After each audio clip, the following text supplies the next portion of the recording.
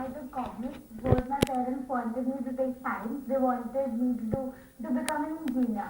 But I wanted to take a commerce. So the individual thinking and taking up your own decisions. So I took commerce. And I think there is a thought that students who take science are more intelligent as compared to the commerce uh, students who take commerce and then humanities. But I think now students who are taking up humanities and commerce are more intellectual as compared to the sciences. Okay चलिए शिवांगी आप बताइए जी ये commerce ले लिया पापा और मम्मा ने जो कहा था वो नहीं किया तो क्या कभी आपसे मम्मा पापा ने शेयर किया कि वी वांट कि आप ये करें? No, not at all. Okay आपसे कभी नहीं बोला आप फ्री हैं अपनी साइड से कुछ भी Yeah. कर सकती हैं? Yeah. चलिए पूनम जी से यहाँ पर पूछते हैं पूनम जी आप बताइए जब आपने उपासना से एक्सपेक्टेशन रखी थी तो फिर शिवांगी से क्यों नहीं रखी? क्योंकि हमें भी टाइम के साथ चेंज होना पड़ेगा। आई थिंक बच्चे अपना उनकी थिंकिंग अलग है, इंडिविजुअल थिंकिंग है एंड क्योंकि एक्सपोजर ज़्यादा है, अवेयरनेस ज़्यादा है, तो I think we can not pressurise them. आज का पेरेंट बच्चों को फोर्स नहीं कर सकता to take particular stream, you know. अपनी सोच है इनकी, हम उनको चैनलाइज कर सकते हैं, हम इन्हें गाइड कर सकते हैं, but we can not compare नहीं कर सकते, फोर्स नहीं कर सकते। ज़्यादा ओवरलोड डालने की भी आपने कोशिश नहीं की, सोचा कि बच्चे जैसा कर रहे हैं वैसा ही करें और अच्छे तरीके से करें तो बहुत अच्छी बात है। जहाँ तक इतनी ज़्यादा इंडिपेंडेंट थिंकिंग की बात है वहाँ पर एक्सपोजर लेवल भी बहुत ज़्यादा होता है और ऐसे एक्सपोजर लेवल में कुछ ट्रिक्स लगाने की ज़रूरत पड़ती है क्योंकि डेंजर्स भी बहुत ज़्यादा होते हैं। आपको क्या लगता है? विजिलेंट रहना पड़ता है, पता होना चाहिए बच्चा क्या कर रहा है, उसके फ्रेंड सर्कल में कौन है, कहाँ जा रहा है, वेयर अबाउट पता होने चाहिए।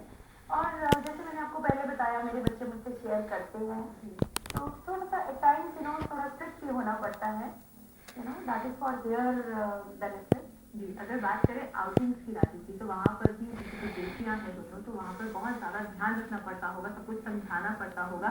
आपको क्या लगता है? Yes, I think the same way because we keep a check कि भाई बेटी कहाँ जा रही है और कब लौट रही है और what is the friend circle and उसके timing है at times we keep a watch also we try to see कि they come home on time and उनके whereabouts के पूछ के कि कहाँ जा रहे हो कितने टाइम में लौटोगे ये चेक रखने पड़ते हैं और क्या what kind of curricular activities they are in और उनकी day to day activities क्या हैं, whether they are studying properly or not। बिल्कुल ठीक कहा आपने राजीव जी। और जहाँ तक बात करते हैं एक्स्ट्रा को करिकुलर एक्टिविटीज की वहाँ पर बच्चे हर चीज़ में अपने आप को नंबर 1 रखना चाहते हैं, अव्वल दर्जे पर अपने आप को रखना चाहते हैं और ये चीज़ और भी ज़्यादा ओवरलोड कर देती है बच्चों को। आपको क्या लगता है?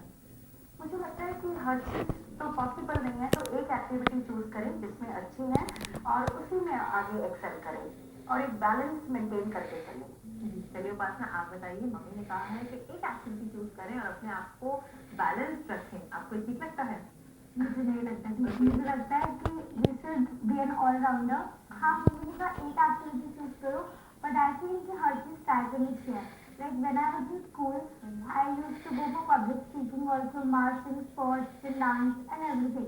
But when I came to college, because of the studies more career oriented we have to become, so then I chose dance. I am in my dance society.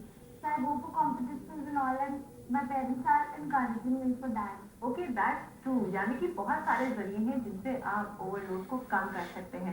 आइए अब आपको दिखाते हैं हमारी स्पीचर साइकोलॉजिस्ट ने क्या कहा है बच्चों पे ओवरलोड को कम करने के